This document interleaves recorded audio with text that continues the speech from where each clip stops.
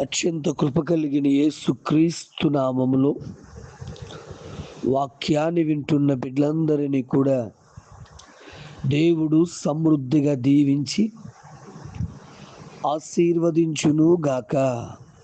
ఆమేన్. ప్రియ దేవుని బిడ్డలారా, అందరూ ఎలాగున్నారు? బాగున్నారు కదూ? ఉదయమే లేచి ప్రార్థన చేసుకున్నారా? పరిశుద్ధ గ్రంథాన్ని చదివి ధ్యానం చేశారా నాన్న? ప్రియ దేవుని బిడ్డలారా, మార్కు సువార్త 5వ అధ్యాయము 17వ వచనాన్ని మనం చూసినప్పుడు యేసుక్రీస్తు ప్రభుల వారు గెరాసేనుల దేశంలో ఉన్న ఒక యవనస్తుడు యొక్క అతనిలో ఉన్న సేన అనే దెయ్యాలను వెళ్ళగొట్టినప్పుడు ఆ దెయ్యాలు అక్కడున్నటువంటి పందుల్లోకి వెళ్ళి ఆ పందులు చనిపోతే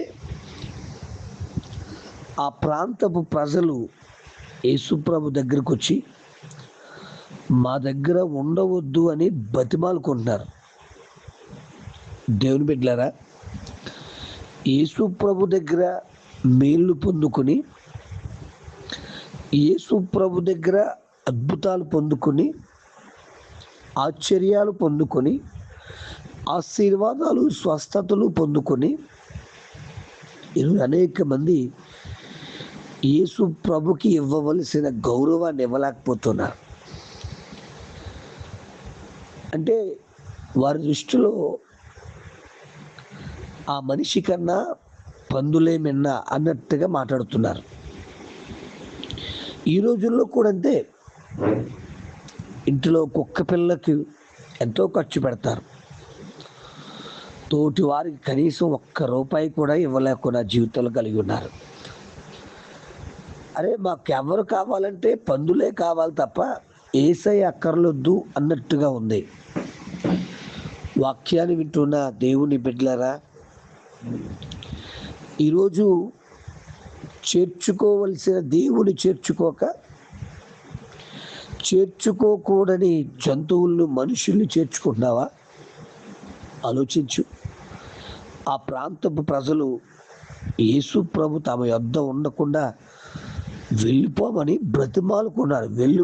బ్రతిమాలుకుంటున్నారు. అందుకే ఆ ప్రాంతం అలాగే ఉంది బిడ్డారా. అదే సమరయ స్త్రీ.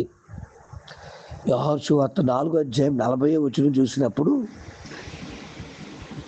ఆ సమరయ స్త్రీ తన పాప జీవితాన్ని యేసయ్యతో మాట్లాడిన తర్వాత విడిచిపెట్టి తమ గ్రామానికి వెళ్ళి అనేక మందిని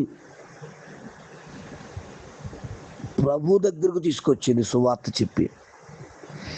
వారు అంటున్నారు కదా, యేసయ్యా మా దగ్గర ఉండయ్యా అని బ్రతిమాలుకున్నారు. దేవుని ప్రజలు అని చెప్పుకుంటున్న ప్రాంతపు వాసులేమో మా దగ్గర ఉండొద్దు అని బతిమాలుకుంటుంటే, అన్యులు, సమరయులు, అన్య జాతికి చెందిన వారు అనబడుతున్న సమరయులు మాత్రం యేసయ్యను తమ యొద్ద ఉండమని బ్రతిమాలుకున్నారు. దైవవాక్యం వింటున్న దేవుని బిడ్డ, ఈరోజు దేవుణ్ణి నువ్వేమని బ్రతిమాలుకున్నావు? నీ ఇంటిలో, నీ ఒంటిలో అనగా నీ హృదయంలో ఉండమని బ్రతిమాలుకుంటున్నావా?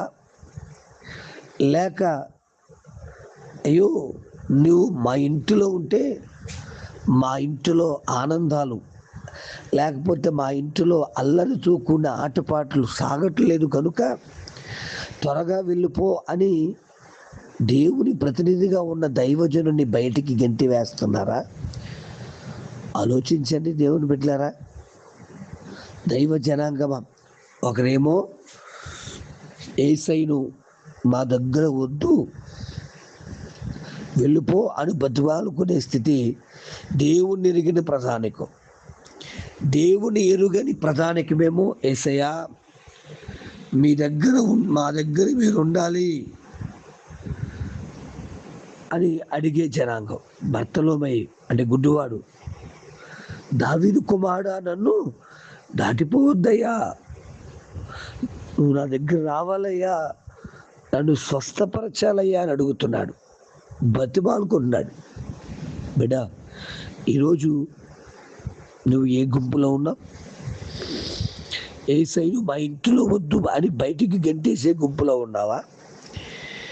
యేసయ్య నా ఇంటిలోకి రావాలి, నువ్వు ఉండాలి, నేను ఆనందించాలి అనే గుంపులో ఉన్నావా?